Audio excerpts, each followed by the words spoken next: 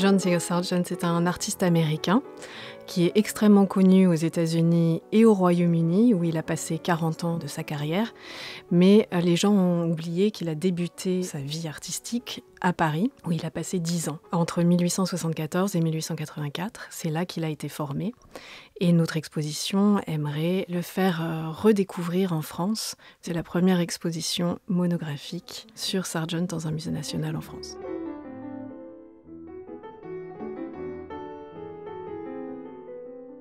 Alors l'exposition, donc, elle explore une dizaine d'années de la vie de Sargent, donc c'est assez concentré. Notre parti, il a été à la fois chronologique et thématique pour distinguer des grandes lignes de force dans la production de l'artiste à ce moment-là, qui est encore un peu une œuvre de jeunesse, même si, comme le dira d'ailleurs Henry James, malgré sa jeunesse, il produit déjà un grand nombre de chefs-d'œuvre. Donc une première section vient un peu expliquer comment il arrive à Paris, et ce sont ses premiers travaux d'étudiant, si l'on peut dire, des dessins faits à l'école des Beaux-Arts ou des études de figure dans l'atelier de Carolus Durand. Et puis ensuite on a une grande section qui est dédiée au voyage, puisque Sargent est basé à Paris mais continue pas moins de voyager très souvent. Ensuite, une grande section centrale de l'exposition, elle, est dévolue aux portraits et notamment à ces grands portraits en pied que Sargent envoie au salon et qui vont faire sa renommée. Et puis, la fin de l'exposition, ensuite, explore les liens entre Sargent et la France, notamment après son départ de Paris pour Londres au milieu des années 1880.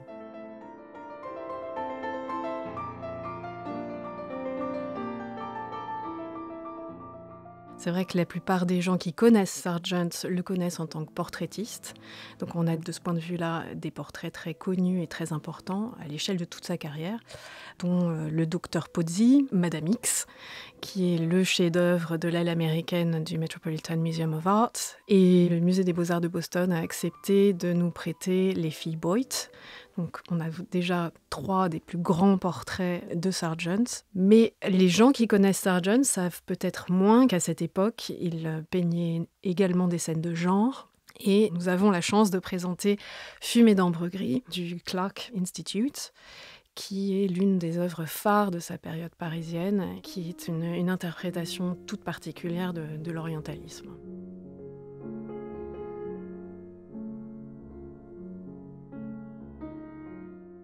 S'il est vrai que Sargent devient un portraitiste mondain connu, lorsqu'il est à Paris, il est seulement en train d'émerger en tant que portraitiste. Donc on suppose par exemple que le portrait de Pozzi était une commande, on n'est pas certain.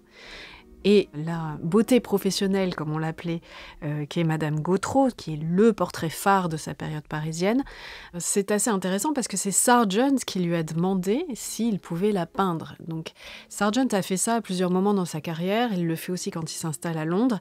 Il va chercher des personnalités qui seront justement très bien identifiées dans des expositions, que ce soit le Salon ou la Royal Academy of Arts, et c'est ce qu'il fait avec Madame Gautreau. C'est Sargent qui rebaptise le tableau plus tard Madame X. C'était très fréquent de ne pas exposer les portraits sous le nom de leur modèle.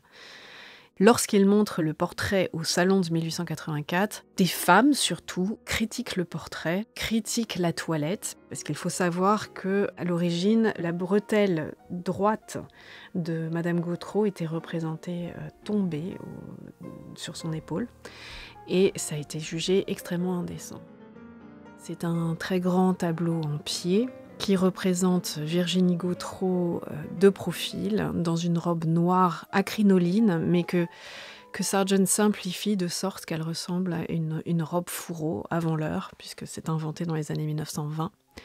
Et elle pose sa main droite sur une table qui est sculptée et qui représente dans son décor sculpté des sirènes, ce qui fait sans doute allusion à son côté fatal. Et elle porte dans son chignon un croissant de lune en diamant.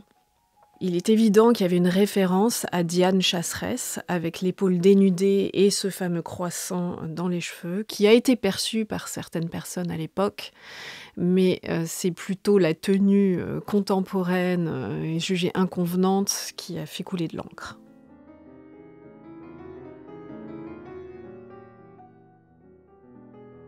Le style de Sargent, il est fait de plusieurs composantes, si je puis dire. D'une part, il y a donc sa formation d'après les maîtres, qui est très importante. À ce moment-là, comme beaucoup d'artistes, ils se forment dans les musées, en copiant, en regardant l'art du passé. Et Sargent regarde une partie particulière de l'art du passé, qui est notamment les grands maîtres réalistes du XVIIe siècle, Velázquez d'un côté et Frans Hals de l'autre, d'une importance donnée à la matière, à la touche, à la rapidité du geste. Donc c'est vraiment dans cette filiation qu'il s'inscrit, qui a été remis un peu au goût du jour en France, notamment par Manet et les artistes réalistes comme Carolus-Duran.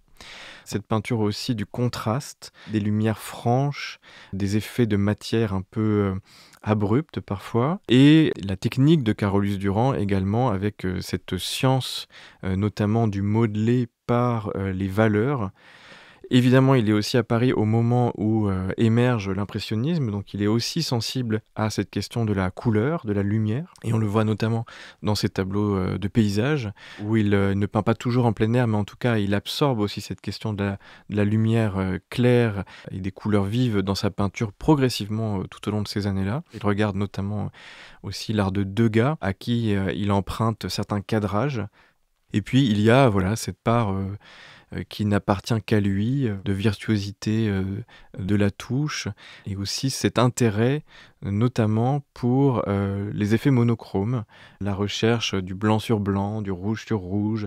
C'est un artiste aussi qui va, voilà, beaucoup, particulièrement pendant ces années parisiennes, réfléchir à cette question de l'ambiance colorée et des accords de camailleux, un peu de couleurs qui marquent certains de ses chefs-d'œuvre de cette période-là.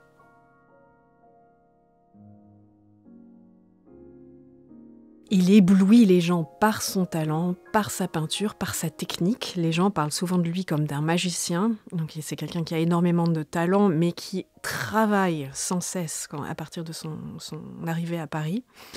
Et sa technique lui permet aussi de saisir ces modèles, comme de saisir un instant finalement. Il y a un côté spontané dans la peinture de Sargent qui donne un aspect naturel et en même temps assez glamour à ces modèles. Et il faut mentionner le portrait d'Édouard Pailleron, qui est l'un des tout premiers portraits masculins qu'il effectue, et son premier portrait de commande dans lequel Sargent représente son modèle de manière tout à fait hors des conventions. Pailleron était un dramaturge à succès et Sargent le représente avec une élégance qui convient à son rang dans la société. Il appartient à cette élite intellectuelle, mais en même temps, il le peint avec une certaine nonchalance et un petit côté bohème qui reste voilà, dans les convenances, mais qui donne cet aspect tout à fait intéressant au modèle. Et puis il y a ce côté sensuel de la peinture, une peignée avec un traînard qui donne une grande fluidité à la peinture et des empattements fluides.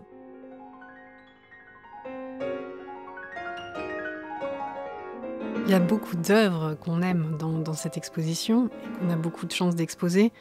Mais pour moi, c'est vrai que l'œuvre qui peut-être incarne le mieux cette période parisienne, c'est Les filles Boit, qui est conservé au Musée des Beaux-Arts de Boston. C'est un tableau monumental et j'ai vraiment hâte de voir la réaction des visiteurs. C'est un tableau qui représente 4 petites filles dans un intérieur parisien, avenue de Friedland.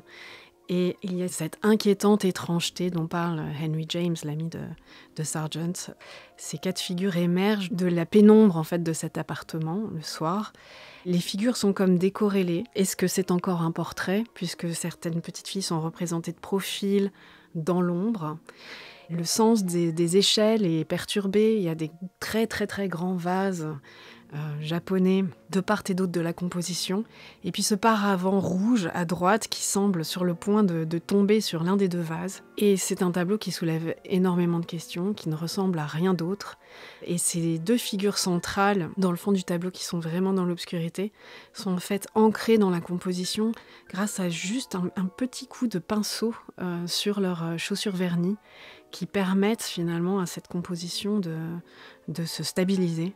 C'est un tableau tout à fait fascinant et que Sargent n'aurait pas pu peindre si le commanditaire, Edward Boit, n'avait pas été un artiste et prêt à donner libre cours à l'imagination de son ami.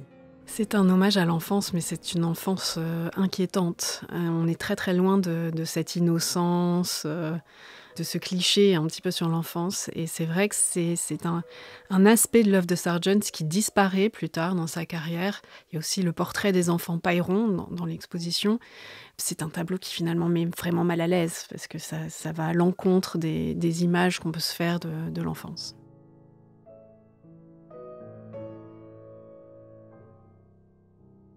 Peut-être une œuvre très emblématique, évidemment, c'est le portrait du docteur Pozzi, qui nous est prêté exceptionnellement par le Hammer Museum de Los Angeles, et qui est une œuvre assez fascinante, alors qui est peinte à Paris, mais pas exposée à Paris. Sargent, de façon d'ailleurs un peu étrange, mystérieuse, ne l'expose pas publiquement.